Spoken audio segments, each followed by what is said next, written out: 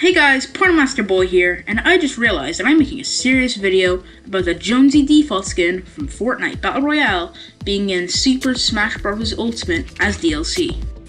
Welcome to Smash Pitch, for Pitch is short for the pitchforks and torches I shall be receiving in the series, where I do the incredibly original idea of making possible movesets for possible Smash fighters. So who better to start with than Jonesy Default from Fortnite, of course? In all seriousness though, we do have to accept the fact that he does have a chance of getting in, since Smash Bros. Is a crossover of gaming's most famous characters, like Mario, Link, Sonic, and who could forget Corrin. And we can't deny the cultural impact that Fortnite has had on the world, not to mention the fact that Epic Games loves doing crossovers with companies like Monopoly, to John Wick, to even the big boy names like Disney and Marvel. And something like this has Epic Games' name written all over it. Finally, Fortnite is on the Nintendo Switch, even having an exclusive bundle with an exclusive skin in it. But enough the practicality of this video, let's get to the moveset. Jonesy would be a middle to heavyweight with okay speed and pretty powerful attacks.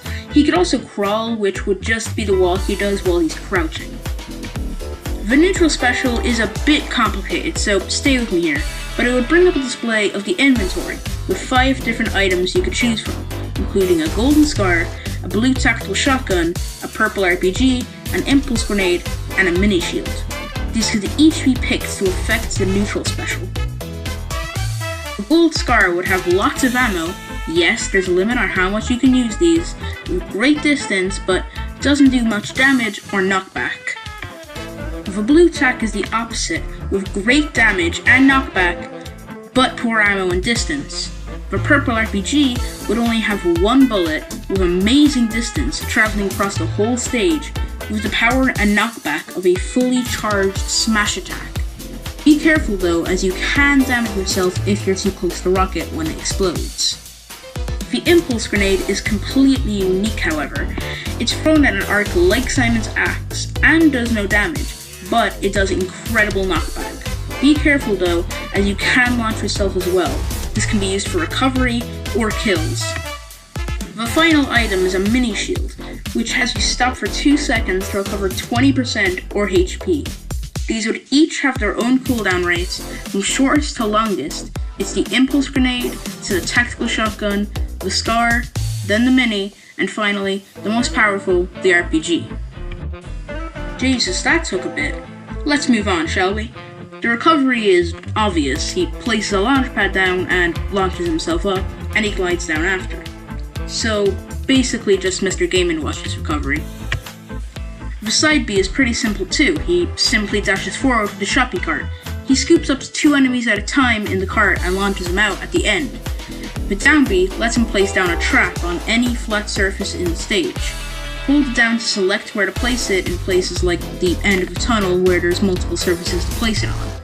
Only one can be active at once and it breaks after one use. Now to the basic attacks. The neutral attack is basically just King Deity's jab, but with his pickaxe.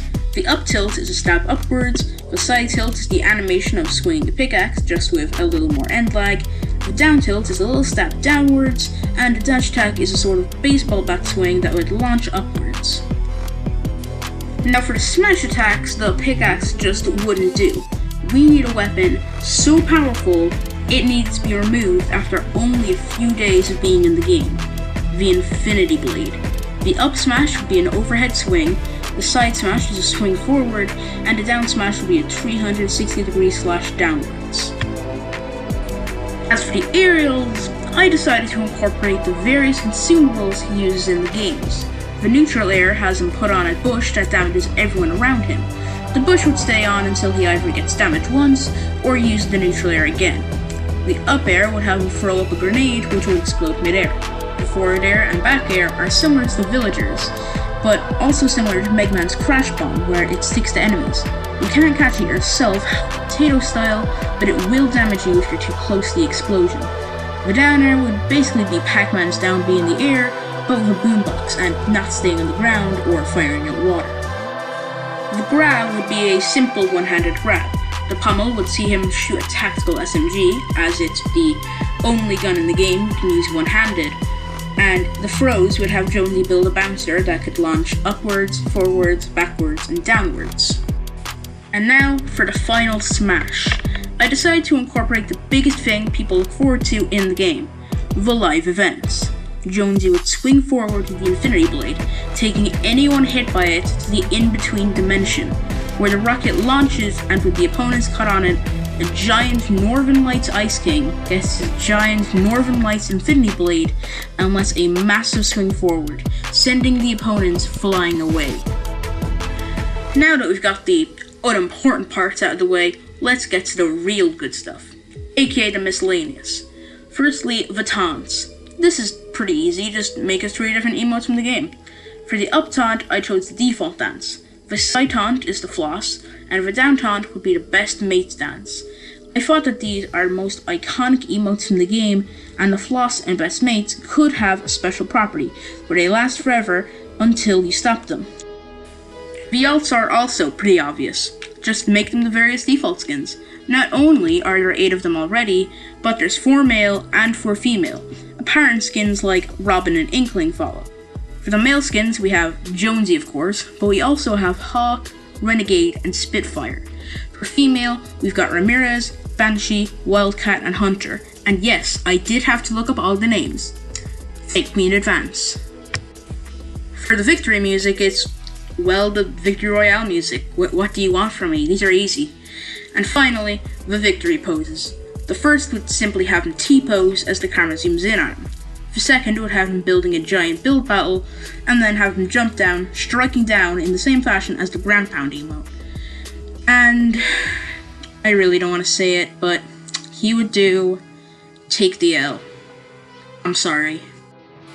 Now, despite all of this, I don't think Jonesy should get in, simply because he doesn't feel like a character who should be in Smash, despite all of this evidence. So why did I make this video? Well, I had an idea for a fighter, so I made a video about it. And that's how most of these will get made. Despite that, if you got an idea for a fighter, put it in the comments and I'll probably make it if I can't think of a moveset. Anyways, thanks for watching, like, subscribe, and all that jazz, and I'll see you in the next video. Bye!